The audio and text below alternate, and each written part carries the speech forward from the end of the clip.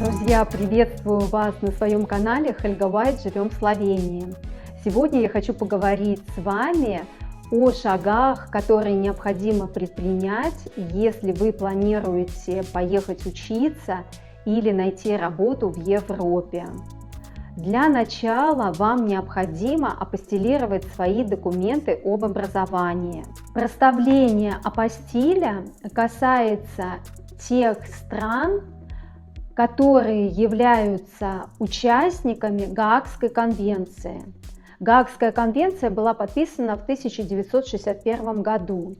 И если вы свои документы апостилируете, то они будут иметь юридическую силу в странах-участниках Гаагской конвенции. Апостиль ставят на сам документ об образовании. Это такая небольшая бумага с печатью и с некоторой информацией, которая крепится к самому диплому. Информация может быть написана на языке органа, который выдал тот самый апостиль, который проставил вам, апостилировал вам диплом. Но само название апостиль всегда будет на французском. Апостилированием занимаются государственные уполномоченные органы, например, Министерство образования или Комитет образования. Заявку, например, в России можно подать через портал госуслуг и там же заплатить госпошлину. Сама услуга в России стоит примерно 20 евро. Через портал госуслуг еще будет дополнительная скидка. Официально услугу должны оказать в течение 45 дней. Но так как сейчас очень огромное количество желающих апостилировать свои документы об образовании, то срок оказания данной услуги значительно увеличился. Некоторые люди ждут уже несколько месяцев своих апостилированных дипломов. И на вот этой вот волне популярности сейчас появилось очень много посредников, которые желают оказать вам услугу, так сказать, помощи. Но на самом деле нет никакого смысла обращаться к посредникам. Услуга будет стоить в разы дороже, чем официальная стоимость. И, к сожалению, посредники никак не могут повлиять ни на скорость, ни на качество оказания данной услуги. После того, как вы получите назад свои апостилированные дипломы, и для того, чтобы начать вам искать работу в Европе, вам необходимо сделать официальный перевод апостилированного диплома. Если вы уже знаете конкретно, куда вы хотите поехать, в какую страну, то, конечно же, вы можете перевести сразу свой диплом на язык той страны, в которую вы планируете поехать. Но если вы не знаете, где у вас получится найти работу, то советую вам перевести диплом на английский. После того, как вы перевели свой диплом, вам еще необходимо, чтобы было составлено резюме. Ну, это можно сделать параллельно. Например, вы отдали апостилировать свой диплом, параллельно можете составлять резюме. Резюме я вам советую создать на портале europass.eu, потому что там я сама создавала свое резюме. Там очень просто, по шаблону создается резюме. И вот у вас собран некий пакет, апостилированный диплом, перевод у вас официальный на руках есть, и вы составили свое резюме. После этого вы спокойно приступаете к поиску работы. Сайты, на которых в Европе можно найти работу, я оставлю в описании к этому видео. Если вы планируете поехать учиться в Европу, то вам нужно знать, что в Европе действует болонская система образования, так же, как на данный момент в России. Но, к сожалению, Россия планирует в ближайшее время выйти из болонской системы образования. А это означает, что в 48 европейских странах российский диплом больше не будет котироваться. Но на данный момент у вас еще есть такая возможность поехать учиться, продолжить свое обучение, например, в Европе, предоставив также свой диплом апостилированный и официально переведенную копию своего диплома. Болонская система – это двухступенчатая система образования, которая включает в себя бакалавр и магистратуру. Если же вы планируете искать учебу, поехать на учебу в Европу, то вам необходимо найти учебное заведение, куда бы вы хотели поступить. Если вы хотите поехать учиться в Словению, то вы заходите, набираете в Гугле, например, славянские университеты, можете набрать по-английски, и вам какой-то перечень университетов или колледжей, или колледжей здесь в Словении нет, например, в строковную школу вы хотите поступить, это что-то наподобие профессионального училища. То есть вы выбираете учебное заведение для начала, и там уже на сайте учебного заведения вы смотрите свою профессию, или, например, вы можете сразу забить в поисковике, что учеба в Словении по такой-то там профессии, да, и поискать, какие учебные заведения приглашают студентов на обучение по данной профессии. Если вы не знаете языка, например, славянского, а учиться очень хочется, или вы не знаете английского, потому что славянский, например, университет, в нем можно выбрать обучение на английском языке. Но если вы не знаете ни английского, ни славянского, то ничего страшного в этом нет. Можно все равно пойти учиться без знания языка, и просто первый год вы будете практически весь год заниматься изучением иностранного языка, чтобы вам в дальнейшем уже приступить к изучению основных предметов. Но хочу обратить ваше внимание, что для иностранцев обучение в Словении платное. Здесь иностранцы учатся только платно. Сейчас я вам покажу на примере Люблянского университета, насколько вообще просто пользоваться сайтом Люблянского университета и как легко можно самому в нем разобраться, и все будет ясно, куда и когда и что необходимо для поступления в Люблянский университет.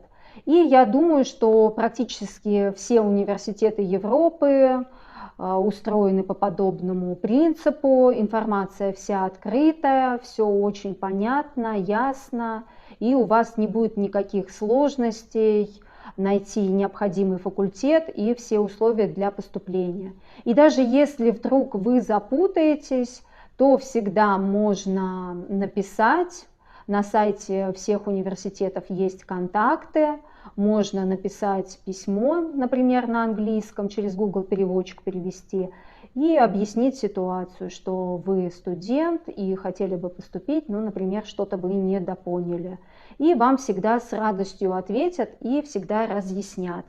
Итак, давайте посмотрим, как устроен сайт Люблянского университета. Google мне сразу пытается перевести все на русский. Возможно, также будет и у вас. Или если это вам необходимо, то вы можете сами сделать так, чтобы вам Google перевел сайт на русский. И, в принципе, даже с таким вот кривым, так сказать, русским языком здесь все равно все понятно. Вот нажимаем на первую вкладку. По-словенски она звучит «Штудий». На русский мне перевели ее как «Исследование». Вот давайте нажмем на эту вкладку. Здесь, конечно же, сразу идет информация о помощи, поддержке граждан Украины. Конечно же, сейчас во всем мире украинские граждане, пострадавшие от войны, в приоритете. И все, конечно же, готовы им помочь в первую очередь. Собирают деньги на помощь. Тут вот про это информация. Также тут актуальная информация о ковиде, какие сейчас условия по ковиду, чтобы въехать в Словению. Ну и посмотрите, вот здесь есть главные новости, информационный путеводитель для иностранных студентов, программы бакалавриата и магистратуры с одним циклом, магистерские программы. То есть вот тут абсолютно, посмотрите, вот все, что вам может понадобиться. Полезные контакты, краткий обзор, студенческий совет. То есть здесь очень-очень много полезной информации. Если вы планируете поступать учиться, то я вам очень советую выбрать Люблянский государственный университет. Вот, например, давайте зайдем во вкладку «Информационный путеводитель для иностранных студентов». И вот, посмотрите, значит, что здесь есть. Об университете Любляна информация, почему стоит учиться в Люблянском университете, программы различные, изучение славянского, заявление о зачислении и признание зарубежного образования. Посмотрите, как все удобно. Оценочная система. Тут, здесь вы можете найти вот абсолютно все, что вас интересует. Правила учебы, IT-услуги, доступ к библиотекам, стипендии, жизнь в Республике Словения. Вам, видимо, там тоже какую-то полезную информацию скажет. Ну вот давайте, например, нажмем стипендные программы. Вот я думаю, что здесь должно быть программы. Ага, здесь программы бакалавриата, магистратура с одним циклом, магистерские программы, программы докторнатуры. Вот, если вас это интересует, то вы можете здесь вот это все изучить. Давайте, наверное, вот здесь заявление о зачислении и признании зарубежного образования. Ой, здесь очень много полезной информации. То есть здесь все, вот знаете, будете открывать и читать. И заявление о зачислении, и видеоинструкция о том, как подать заявку, и звонок для записи, и заявление порядок поступления, и сроки подачи, и признание зарубежного среднего образования. Здесь очень-очень много полезной информации, просто нереально. Так, и где-то я хотела еще найти... Где-то мне это попадалось. Вот, информационный путеводитель для иностранных студентов. Посмотрите, вот, под цифрой 0. И вот так вот мы заходим. И вот здесь